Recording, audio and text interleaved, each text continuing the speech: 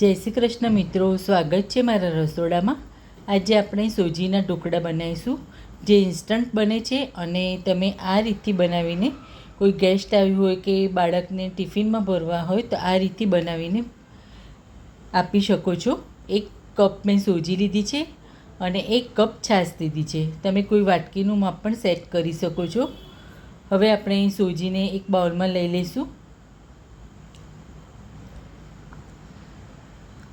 અને છાશ ઉમેરી દઈશું। અડધો કપ આપણે પાણી લઈશું।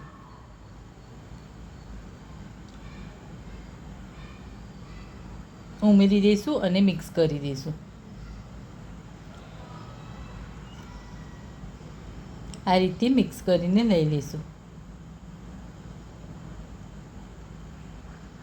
લગભગ 10 થી 15 મિનિટ આપણે રેસ્ટ આપીશું, જેથી સારી રીતે સોજી ફૂલી જાય અને ઢોકળા ખૂબ જ સરસ બને। જો સોજી આપણે આવી રીતે પલાળીને રાખીએ તો 15 મિનિટ જેટલું આપણે એને ઢાંકીને લઈ લઈશું। હવે આપણે એની સાથે જે ચટણી બનાવીએ છીએ એ જોઈશું। એની સામગ્રી તો થોડા શેંગદાણા, 1 ટેબલસ્પૂન ખાંડ, લીલા મરચાં, લીંબુ અને કોથમીર। ખાંડ તમે તમારા ટેસ્ટ મુજબ લઈ શકો છો। આ બધું મિક્સ કરીને મેં આ રીતની ચટણી બનાવીને લઈ લીધી છે।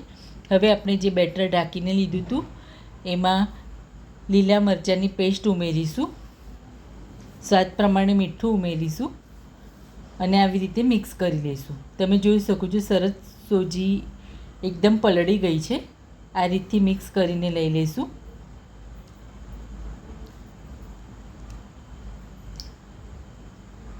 હાફ ટેબલસ્પૂન જેટલું આપણે તેલ ઉમેરીશું। મેં ઢોકળિયું પણ આવી રીતે ગરમ થવા માટે મૂકી દીધું છે અને એક થાળીને આવી રીતે ગ્રીસ કરી દઈશું તેલથી।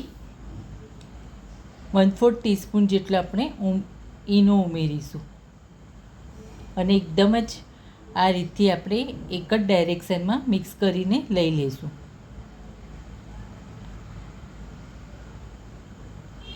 આ રીતથી મિક્સ કરીને લઈ લઈશું અને હવે આપણે જે થાળી ગ્રીસ કરીને લીધી હતી એમાં ઉમેરી દઈશું। આ રીતથી બરાબર સેટ કરીને ઉપરથી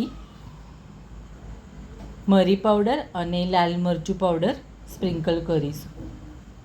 આ ઓપ્શનલ છે, જો તમારે સ્કીપ કરવું હોય તો કરી શકો। 15 થી 20 મિનિટ સુધી એને ઢાંકીને ચડવા દઈશું તો આ રીતથી આપણા ઢોકળા ચડી ગયા છે। થોડાક ઠંડા થાય પછી આવી રીતે કટ કરી દઈશું। એકદમ સરસ ઢોકળા બન્યા છે।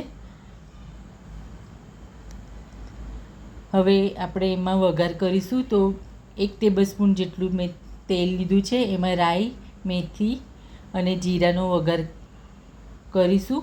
રાઈ કકડે એટલે 1 ટેબલસ્પૂન જેટલું તલ ઉમેરીશું, મીઠા લીમડાના પાન અને થોડાક લીલા મરચાં કાપીને ઉમેરીશું અને આ રીતથી આપણે વઘાર આવી રીતે ઉપરથી વઘારી દઈશું ઢોકળા। તો સોજીના ઢોકળા તૈયાર છે। તમે જોઈ શકો છો કેટલા સરસ બન્યા છે અને એકદમ પોચા બન્યા છે આ રીતથી। તો તૈયાર છે સોજીના ઢોકળા। મેં ચટણી સાથે સર્વ કર્યા છે। Thanks for watching.